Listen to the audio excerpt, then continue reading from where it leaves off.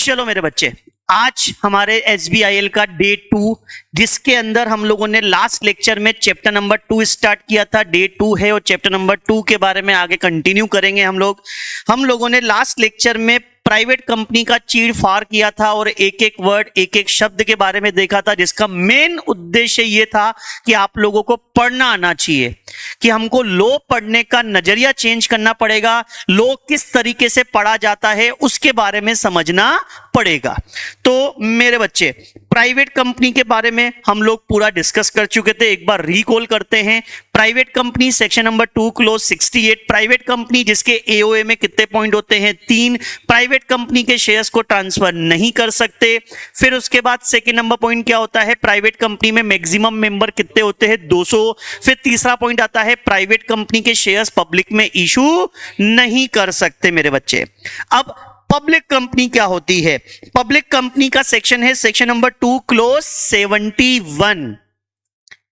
Public company का मतलब होता है मींस मतलब एक्सक्लूसिव डेफिनेशन। पब्लिक कंपनी का मतलब होता है जो प्राइवेट कंपनी नहीं है, या फिर बोले जिसके एओए में 3 पॉइंट नहीं है। देखो, प्राइवेट कंपनी मतलब जिसके एओए में कितने पॉइंट हो? 3। जिसके एओए में 3 पॉइंट नहीं है, उस कंपनी को क्या कंपनी बोलते हैं मेरे बच्चे? Public company. तो पब्लिक कंपनी जो प्राइवेट कंपनी नहीं है, समझ में आया? पब्लिक कंपनी मतलब जो प्राइवेट कंपनी नहीं है। Provided that a company which is subsidiary of company. फटाफट सेकंड नंबर पॉइंट पहले मन में पढ़ो।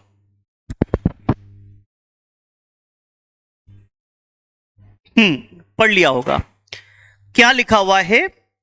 A company which is subsidiary of company not being a private company. Not being a private company, जो private company नहीं है। अच्छा, मुझे बताओ, जो प्राइवेट कंपनी नहीं है वो कौन सी कंपनी होगी? पब्लिक। अभी तो पढ़ा, जो प्राइवेट कंपनी नहीं होती वो कौन सी कंपनी होती है? Public. A company which is subsidiary of public company, ऐसा बोल सकते हैं। Not being a private company मतलब पब्लिक। एक कंपनी जो सब्सिडरी है, किसकी सब्सिडरी है? पब्लिक कंपनी की, उसको क्या ट्रीट करेंगे? Public company. Deemed to be a, deemed मतलब माना जाएगा, डीम्ड मतलब माना जाएगा। वो कौन सी कंपनी है? पब्लिक। और उसको एओए के अनुसार तो प्राइवेट कंपनी मानेंगे। ऐसा समझ में नहीं आया? एक बार वापस पढ़ो, सेकंड नंबर पॉइंट वापस पढ़ो, मन में वापस पढ़ो।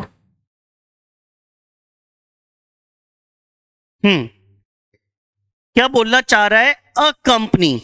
अ कंपनी मतलब वहां पे एज्यूम करेंगे प्राइवेट कंपनी, जैसे एबीसी प्राइवेट लिमिटेड। तो एक company which is subsidiary of public company. देखो, प्राइवेट कंपनी सब्सिडरी है, किसकी सब्सिडरी है मेरे बच्चे? पब्लिक कंपनी की। तो उस प्राइवेट कंपनी को डीम्ड पब्लिक कंपनी मान, चाहे वो प्राइवेट है, चाहे वो प्राइवेट है, चाहे वो कौन सी कंपनी मेरे बच्चे, फिर भी उसको क्या माना जाएगा? Public company. क्या माना जाएगा? क्या है? क्या देखो, अपन बोलते हैं ना, तुझ में रब दिखता है, क्या वो रब है? क्या दिखता है कुछ समय के लिए। अरे सही है कि नहीं है? वैसे उसमें पब्लिक कंपनी दिखती है तो प्राइवेट है, तो रहेगी भी क्या? बस कुछ समय के लिए। क्या दिख रहा है उसमें? पब्लिक कंपनी का जो भी दिख रहा है। समझ में आया? अरे आया तो सुनना। If a private company which is subsidiary of public company is treated as public company. Sir ऐसा क्यों बोला? सर ये एबीसी प्राइवेट लिमिटेड ये प्राइवेट कंपनी भी है और पब्लिक कंपनी भी मानी जाएगी। हाँ सर, इसके ऊपर प्रोविजन प्राइवेट के लगेंगे कि पब्लिक के? प्राइवेट के। सर फिर मान क्यों रहे हो? सवाल पैदा होता है, मान क्यों रहे हो? जब मानना प्राइवेट है, प्रोविजन प्राइवेट के लगेंगे। लिखा भी हुआ है लास्ट लाइन में, continue to be a private company in its article, यानी कि आर्टिकल ऑफ एसोसिएशन में जो 3 प्रोविजन हैं, कौन कौन से? Shares can not be transferable, maximum member 200 और पब्लिक में शेयर्स इशू कर, वो इसके ऊपर लगेंगे। उसके ऊपर पब्लिक कंपनी के प्रोविजन नहीं, किसके लगेंगे? अब देखो डीम्ड पब्लिक क्यों बोलते हैं? पूरे कंपनी लॉ में 470 सेक्शंस, 470 में से अप्रोक्स प्राइवेट कंपनी के ऊपर सिर्फ 300 लगते हैं। पूरे 470 सेक्शन तो किसके ऊपर एप्लीकेबल होंगे? पब्लिक। प्राइवेट के ऊपर, छोटी कंपनी के ऊपर छोटे, तो उसके ऊपर अप्रोक्स कितने सेक्शन लगेंगे? 300। ऐसी कोई कैलकुलेशन नहीं है, एग्जांपल ले रहा हूं। 470 में से 300 सेक्शन किसके ऊपर एप्लीकेबल है? प्राइवेट। यानी कि 170 सेक्शन प्राइवेट के ऊपर एप्लीकेबल। तो ध्यान रखना, ये डीम्ड पब्लिक के ऊपर 300 सेक्शन तो एज अ प्राइवेट, बाकी जो 170 बचे वो 170 एज अ पब्लिक। यानी कि इसके प्राइवेट कंपनी के सेक्शन तो प्राइवेट कंपनी की तरह लगेंगे, और जो सेक्शन एप्लीकेबल नहीं है वो भी इसके ऊपर क्या हो जाएंगे? एप्लीकेबल। बोलो आया? ठीक है। अगला, as per section 3(1)(a), section number 3 subsection number 1 clause number ए।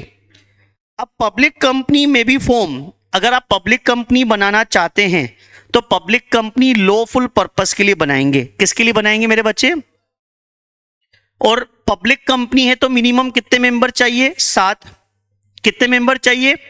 7 मेंबर चाहिए।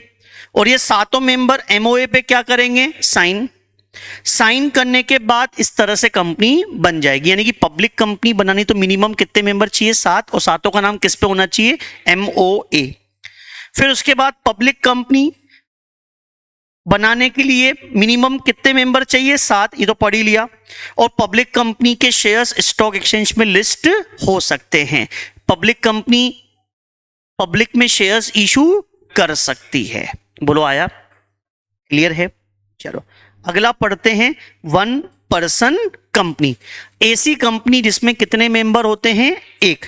इसका सेक्शन लिख के रखा हुआ है, section number 2 close number 62। Section number 2 close number 62 किसके ऊपर एप्लीकेबल है मेरे बच्चे? ओपीसी। अब ओपीसी की definition, OPC means a company having 1 person as a member. ऐसी कंपनी जिसमें कितने मेंबर होते हैं? ऐसी कंपनी जिसमें कितने मेंबर होते हैं? 1। उसको क्या बोलते हैं मेरे बच्चे? OPC, 1 person company. अब ध्यान से देखना, पहला point, the financial statement with respect to OPC may not include the cash flow statement। आपको पता है फाइनेंशियल स्टेटमेंट में कितनी चीजें आती हैं? Anyone? What do you mean by financial statement as per companies act?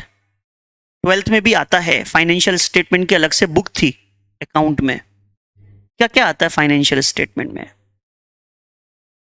हाँ, कैश फ्लो स्टेटमेंट और बैलेंस शीट और P&L, 3 चीजें हो गई, 5 चीजें आती हैं।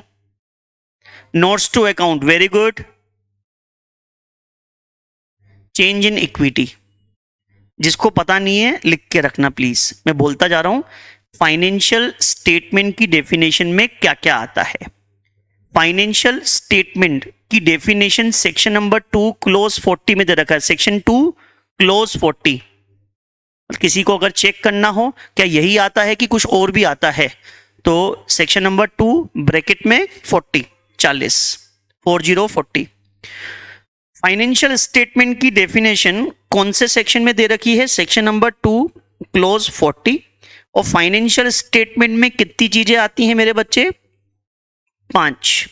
पहले में लिखना है बैलेंस शीट, दूसरे में लिखना है स्टेटमेंट ऑफ P&L। ध्यान रखना, company profit and loss account नहीं बनाती, क्या बनाती है? स्टेटमेंट। तीसरा cash flow statement, cash flow statement लिख लिया। चौथा चेंज इन इक्विटी, कंपनी ने की साल भर में इक्विटी शेयर्स में कितना चेंजेस आया, इक्विटी शेयर्स में कितना चेंजेस आया कंपनी के अंदर, लिखा। और 5वां पॉइंट लिखना है नोट्स टू अकाउंट, अकाउंट के साथ अटैच करते हैं अपन नोट्स टू अकाउंट। बोलो आया? आया? तो ध्यान रखना, जब वन पर्सन कंपनी अपने फाइनेंशियल स्टेटमेंट बनाएगी तो वो पांचों नहीं बनाएगी, सिर्फ कितने बनाएगी? कैश फ्लो स्टेटमेंट इसको बनाने की जरूरत, P&L बनाएगी, बैलेंस शीट बनाएगी, नोट्स टू अकाउंट बनाएगी, चेंज इन इक्विटी, लेकिन कैश फ्लो स्टेटमेंट। ठीक है, पहला पॉइंट क्लियर है। सेकंड नंबर पॉइंट,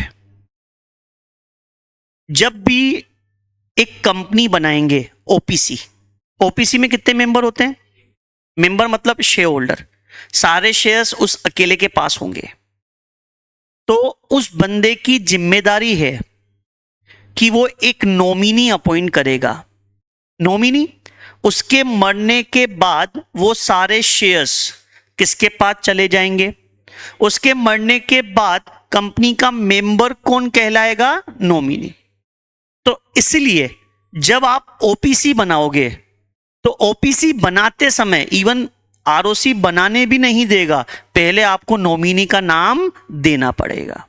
और जिस व्यक्ति को नॉमिनी बनाना है वो राइटिंग में अपनी क्या देगा? कंसेंट। तो हम सेकंड नंबर पॉइंट के यहां पे लिखेंगे consent of nominee, consent of, बोलो आया?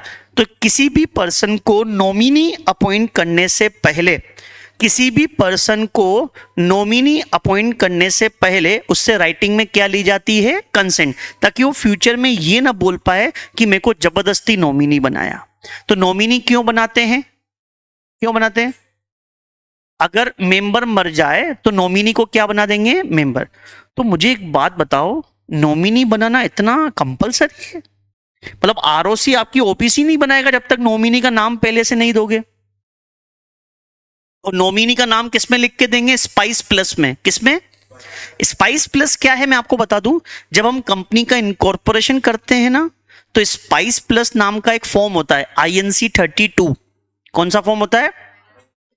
जब भी आप कंपनी बनाओगे ना तो आरओसी के पास एक फॉर्म भेजना पड़ता है INC 32, और उसके बाद ही हमको कंपनी का सर्टिफिकेट ऑफ इनकॉर्पोरेशन मिलता है। तो INC 32 में पूरी इंफॉर्मेशन जाती है, तो उसमें नॉमिनी का नाम भी जाएगा और उसकी कंसेंट भी क्या होगी? अटैच।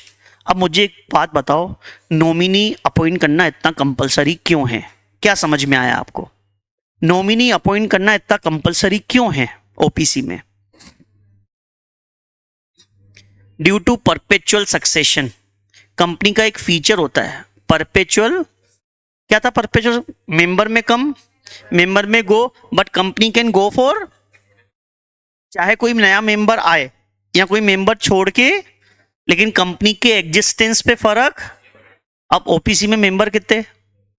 छोड़ के चला गया तो इसलिए नॉमिनी अपॉइंट करना पड़ेगा, ताकि वो मर जाए तो मेंबर कौन बन जाए और कंपनी कंटिन्यू काम, कंपनी के एग्जिस्टेंस पे फर्क ना पड़े। तो परपेचुअल सक्सेशन की कंसेप्ट को कंटिन्यू रखने के लिए नॉमिनी अपॉइंट करना कंपलसरी है। चलो थर्ड नंबर पॉइंट, ओपीसी के नाम के पीछे क्या लगता है? ब्रैकेट में। कल मैंने आपको बताया था, कल मैंने डिफरेंस लिखवाया था, उसमें मैंने बताया था कि ओपीसी के नाम के पीछे क्या लिखना पड़ता है? ब्रैकेट में ओपीसी। ठीक है, लिखा हुआ ब्रैकेट में लिखना पड़ेगा। Fourth number, annual return. Annual return क्या होता है? एनुअल रिटर्न का सेक्शन है 92। कौन सा सेक्शन है मेरे बच्चे? कंपनी लॉ में एनुअल रिटर्न का सेक्शन है 92। और ये एनुअल रिटर्न क्या है? नाम से पता पड़ रहा है एनुअल, साल में कितनी बार भेजना पड़ेगा? साल में कितनी बार? एक बार। किसके पास भेजोगे मेरे बच्चे? आरओसी। बट ऑब्वियस, कौन से फॉर्म में भेजोगे? MGT 7। कौन से फॉर्म में भेजोगे? किसके पास भेजोगे? आरओसी के पास। किसके पास भेजोगे? कितने दिन में भेजोगे? 60 डेज में। कितने दिन में भेजोगे मेरे बच्चे? 60 डेज। कहां से? जब से कंपनी की क्या हुई है? AGM। इतना कुछ यहां पे लिखा हुआ नहीं है, लेकिन नॉलेज अगर लेनी है तो सब पढ़ना पड़ेगा। अगर आपको एक सक्सेसफुल कंपनी सेक्रेटरी बनना है तो शॉर्ट में पढ़ने की आदत छोड़ दो, डीप में और डिटेल में पढ़ने की आदत डालो। ये कंपनी सेक्रेटरी की निशानी है।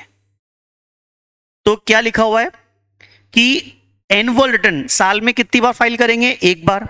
साल में एक बार फाइल करेंगे तो कितने दिन में फाइल करेंगे? 60 डेज। कितने में फाइल करेंगे? 60 डेज में फाइल करेंगे। 60 डेज कहां से देखेंगे? एजीएम से। कौन से फॉर्म में फाइल करेंगे? MGT 7। एक फॉर्म है MGT 7, किसके पास फाइल करेंगे? ROC के पास। लेकिन ध्यान रखना, अगर 1 पर्सन कंपनी है तो उसके लिए अलग से फॉर्म है MGT 7A। कौन सा मेरे बच्चे? सर ये अलग से फॉर्म क्यों बनाया? शॉर्ट में। अब जैसे पब्लिक प्राइवेट है तो उसमें बहुत सारे ट्रांजेक्शन होता है तो डिटेल में बनता है। अब ओपीसी जरा सी कंपनी तो शॉर्ट में बनाना है, तो शॉर्ट में भी अपने हिसाब से नहीं, अलग से फॉर्म दे रखा है। कौन सा? MGT 7A। इतना कुछ बुक में लिखा हुआ नहीं है, तो कौन से फॉर्म में फाइल करना पड़ेगा? 7A में। अब इस पे साइन कौन करेगा? सीधी सी बात, कोई फॉर्म बना है तो कोई तो ऑथेंटिकेट करेगा कि हाँ ये जो फॉर्म भरा हुआ है बिल्कुल सही है, सही के अलावा इसके अंदर कुछ भी नहीं है। सही है कि नहीं है? तो इसके ऊपर साइन होती है कंपनी सेक्रेटरी की, अपन लोगों की। अपन लोग साइन करते हैं एनुअल रिटर्न पे कि हाँ सही साइड बना हुआ है, लेकिन अपन जैसा कोई भला आदमी कंपनी में नहीं है तो कौन साइन करेगा मेरे बच्चे? डायरेक्टर। पहला अधिकार हमारा है। पहला अधिकार, अगर हम जैसा काबिल व्यक्ति कंपनी में, ऐसा ही बोलेंगे हम जैसा काबिल व्यक्ति कंपनी में नहीं है तो डायरेक्टर से करवा लेना, देख लेना तुम लोग अपने हिसाब से। बोलो आया कि नहीं? हम तो ऐसे ही बात करेंगे यार, सीएस है हम लोग। आया कि नहीं आया? अपन सब सीएस है, तो हम लोग साइन करेंगे किस पे? एनुअल रिटर्न पे। बोलो आया? तो यहां पे लिखा हुआ दोनों में से कोई एक। सब फर्क करा, कोई फर्क है क्या? अच्छा ये मुझे बताओ, ये MGT 7 में कौन भेजेगा? 7A में तो ओपीसी भेज देगी, यहां पे कौन सी कंपनी भेजेगी?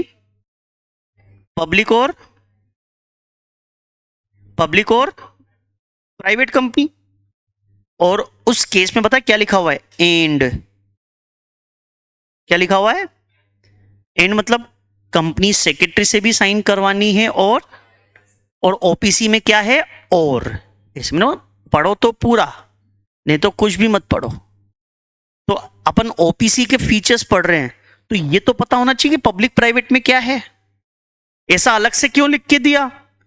ओपीसी के अलग से लिख के दिए ये पॉइंट, तो कोई तो लॉजिक होगा ना। लॉजिक ये है, पब्लिक और प्राइवेट में दोनों की साइन होती है, लेकिन ओपीसी में किसकी साइन होगी? सिर्फ एक।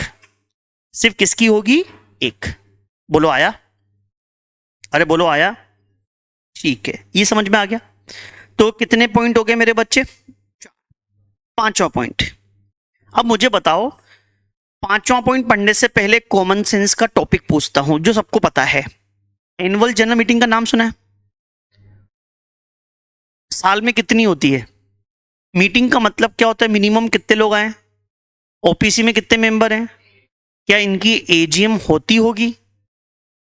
एजीएम के लिए मिनिमम कितने लोग चाहिए? 2। एजीएम के लिए कितने लोग चाहिए? ओपीसी में है ही कितने मेंबर? क्या अकेला आके पहले पोडियम पे बैठेगा, दोस्तों आज हम ये डिस्कस करेंगे, फिर नीचे बैठ के हाँ दोस्तों करो, ऐसे बोलेगा क्या? नहीं। तो बेटा उसमें एजीएम होती ही, ओपीसी में एजीएम होती ही पहली चीज। सर फिर रेजोल्यूशन कैसे पास होगा? रेजोल्यूशन कैसे पास होगा सर? फिर बताओ, रेजोल्यूशन कैसे पास करवाओगे? क्या कोई काम नहीं होगा ओपीसी में? मान लो ओपीसी में डायरेक्टर अपॉइंट करना है, रेजोल्यूशन तो पास करना पड़ेगा ना।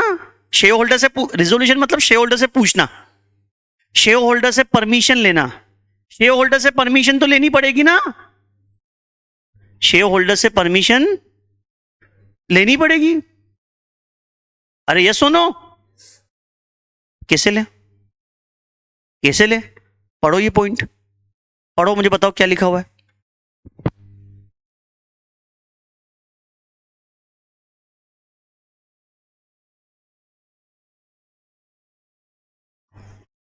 पढ़ा?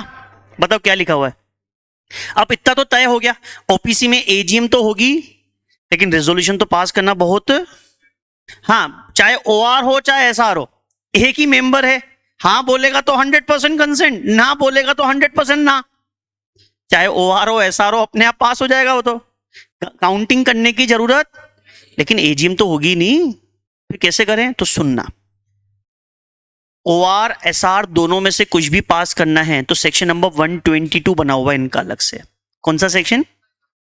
122 बोलता है कि आप OR पास करो चाहे SR पास करो, रिजोल्यूशन बना के किसको देना पड़ेगा? सारे मेंबर को। सारे मेंबर एक ही तो है, एक ही तो है, मेंबर्स मत कर देना, मेंबर लिखना, फ्लो में S मत लगा देना, नंबर में भी S लग जाएंगे, ठीक है। तो किसके पास रिजोल्यूशन भेजना पड़ेगा? मेंबर के पास। फिर मेंबर घर बैठे बैठे उस कागज पे हां लिख के भेजेगा या फिर ना। हां को बोलते हैं एसेंट, ना को बोलते हैं डिसेंट। अगर उसने एसेंट लिख के दी है तो रिजोल्यूशन क्या हो गया? पास।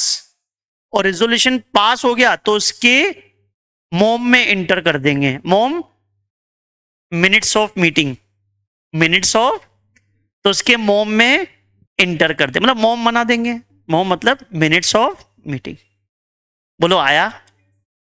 तो ध्यान रखना मेरे बच्चे, मिनट्स भी बनेंगे, रेजोल्यूशन भी पास होगा, लेकिन मीटिंग बुलाने की जरूरत, यानी कि मोम भी बनाने हैं और रेजोल्यूशन भी पास हो जाएगा, लेकिन मीटिंग इसमें नहीं होती। बोलो आया क्या समझ? आया? चलो नेक्स्ट, कितने पॉइंट हो गए? 5। अगला पॉइंट पढ़ते हैं, छठे पॉइंट में लिखा हुआ है बोर्ड मीटिंग। जैसे आपने ऊपर लिख भी सकते हो, 5वें पॉइंट में एक्स्ट्रा लिख दो, एजीएम बुलाने की जरूरत नहीं है, there is no requirement of AGM in case of OPC. समझ आया? ओपीसी बुलाने की आवश्यकता नहीं, सॉरी, ओपीसी में एजीएम बुलाने की आवश्यकता नहीं है। चलो 6 नंबर पॉइंट। 6 नंबर पॉइंट क्या बोलता है? Board meeting. क्या डायरेक्टर की मीटिंग बुलानी है? क्या ओपीसी में डायरेक्टर की मीटिंग? सबसे पहले तो ये डिसाइड करो, मीटिंग का मतलब होता है मिनिमम 2। ओपीसी में डायरेक्टर कितने होते हैं?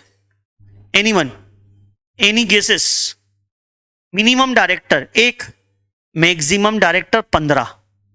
सर ओपीसी 1, आप 15 कैसे बोल रहे हो? 149 सबसेक्शन नंबर 1 में लिखा हुआ है। सर फिर भी हजम नहीं हो रही बात।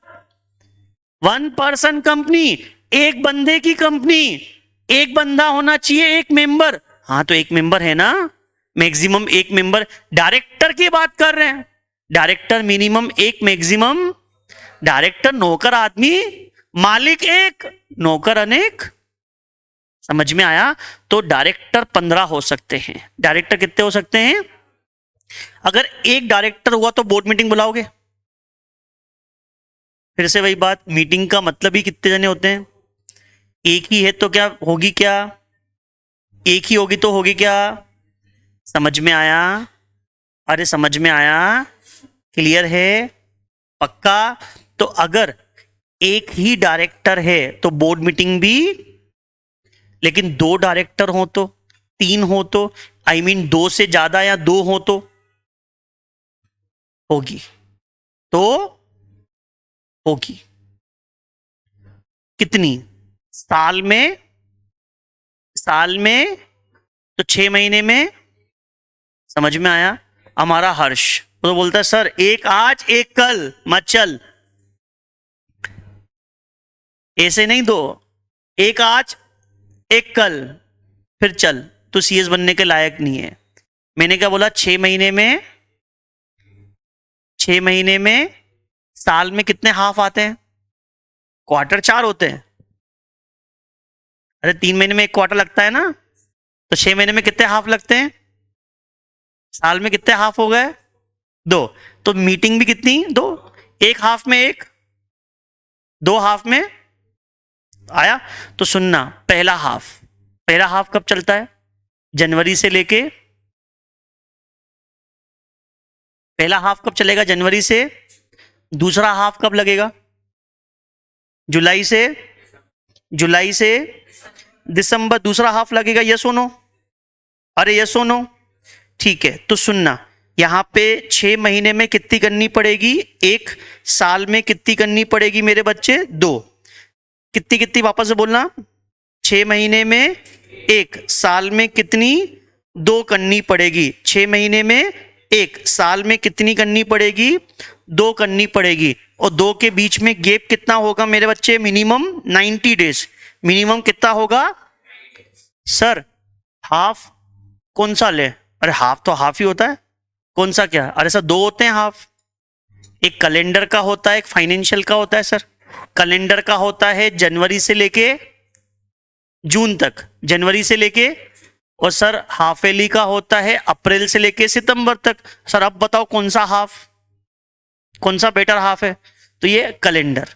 यहां पे क्या लिखा हुआ है मेरे बच्चे?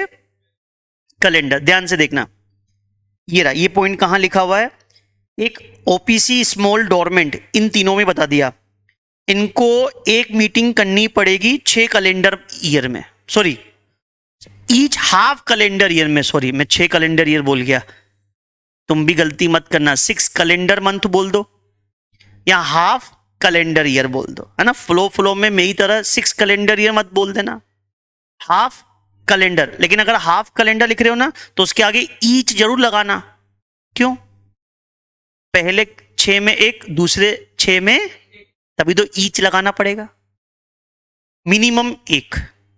जैसे आपने जनवरी से लेके जून तक के बीच में 1 कर ली, अब जुलाई से लेके दिसंबर के बीच में, फिर हमारा हर्ष बोला सर 1 जनवरी में, 1 जून में, हो गई 2। अच्छा 6 में, चाहे तूने 2 कर ली, लेकिन अब अगले 6 में भी, जैसे इसने अगर जनवरी से लेके जून के बीच में 2 कर ली, क्या इसको जुलाई से दिसंबर में 1 नहीं करनी? हाँ करनी।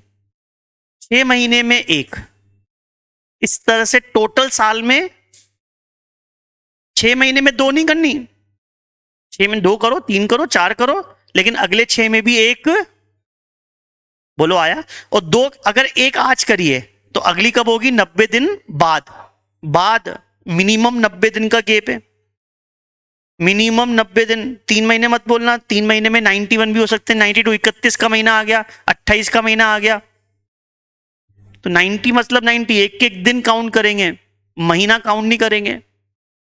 बोलो आया? ठीक है। इसके ऊपर हमसे 2 पॉइंट छूट गए।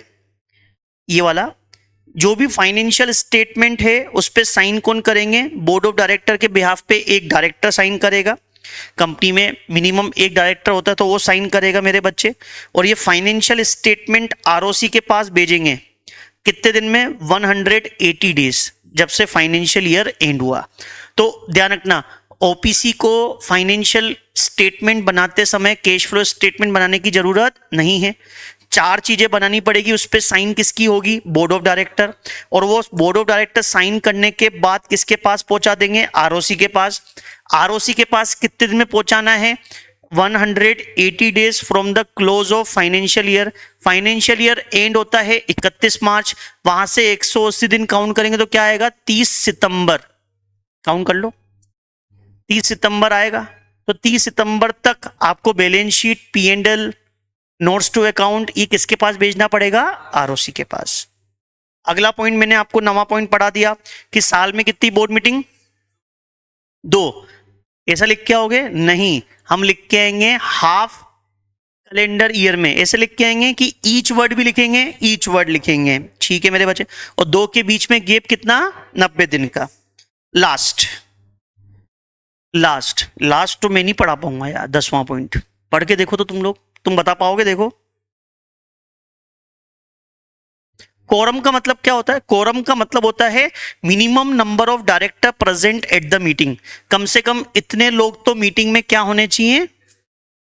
मीटिंग में। मीटिंग कब होगी? जब मिनिमम कितने डायरेक्टर हो? मीटिंग कब होगी? जब मिनिमम कितने डायरेक्टर हो? 2 या 2 से ज्यादा। एक ही डायरेक्टर हो तो मीटिंग, तो कोरम चेक करोगे। अब मीटिंग ही नहीं होगी तो कोरम क्या चेक करना?